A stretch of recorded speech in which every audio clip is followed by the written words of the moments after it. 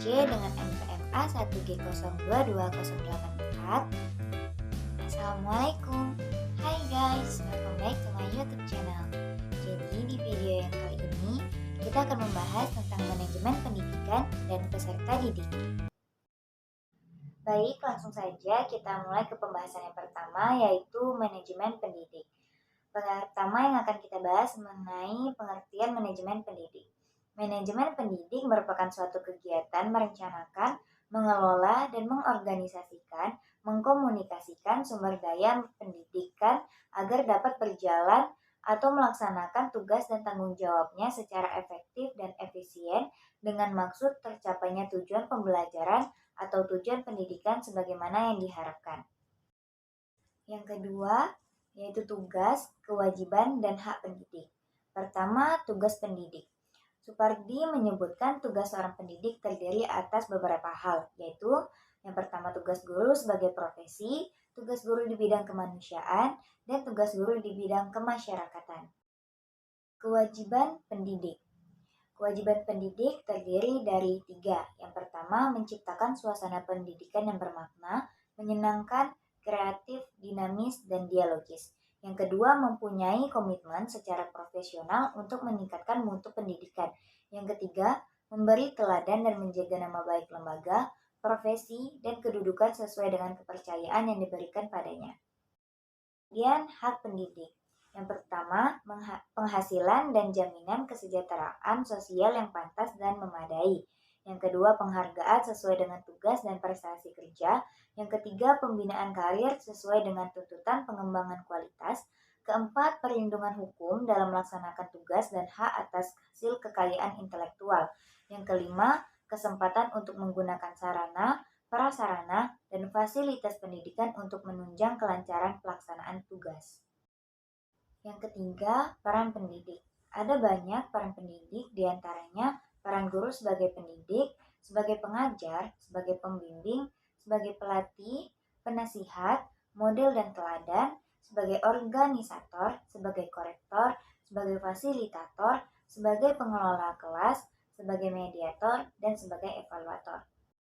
Yang keempat, penguasaan kompetensi pendidik. Seorang pendidik harus menguasai sejumlah kompetensi, baik kompetensi yang sifatnya sangat mendasar maupun kompetensi yang sifatnya tuntutan dan pengembangan dari profesi keguruan. Yang kelima, rekrutmen dan seleksi guru dan staf. Terdiri dari kriteria dasar seleksi, cara dan metode seleksi, tujuan rekrutmen, dan seleksi guru dan staf. Kita lanjut ke pembahasan kita yang B, manajemen peserta didik. Pengertian manajemen peserta didik merupakan suatu layanan yang memusatkan perhatian pada pengaturan, pengawasan, dan layanan siswa di kelas dan di luar kelas seperti pengenalan, pendaftaran, layanan individu seperti pengembangan keseluruhan kemampuan, minat, kebutuhan sampai ia matang di sekolah. Jadi, manajemen peserta didik adalah suatu penataan atau pengaturan segala aktivitas yang berkaitan dengan peserta didik, yaitu mulai dari masuknya peserta didik sampai dengan keluarnya peserta didik tersebut dari suatu madrasah atau sekolah. Yang kedua adalah langkah-langkah perencanaan peserta didik. Terdiri dari forecasting, objektif, policy, programming, prosedur, schedule, dan budgeting. Yang ketiga, kebijakan penerimaan peserta didik baru. Kebijakan operasional penerimaan peserta didik baru memuat aturan mengenai jumlah peserta didik yang dapat diterima di suatu sekolah. Penentuan mengenai jumlah peserta didik juga didasarkan atas kenyataan yang ada di sekolah. Keempat, sistem penerimaan peserta didik baru. Ada 2 macam sistem yang digunakan dalam penerimaan peserta didik baru, yaitu yang pertama sistem promosi dan yang kedua sistem seleksi. Yang kelima, kriteria penerimaan peserta didik baru. Kriteria adalah patokan-patokan yang menentukan bisa atau tidaknya seorang untuk diterima sebagai peserta didik. Keenam, rekrutmen peserta didik. Rekrutmen peserta didik merupakan proses pencarian dan menentukan peserta didik yang nantinya akan menjadi peserta didik di sekolah yang bersangkutan. Yang terakhir, yaitu orientasi peserta didik. Orientasi merupakan perkenalan situasi dan kondisi sekolah yang diberikan kepada peserta didik. Situasi dan kondisi tersebut meliputi lingkungan fisik dan lingkungan sosial sekolah.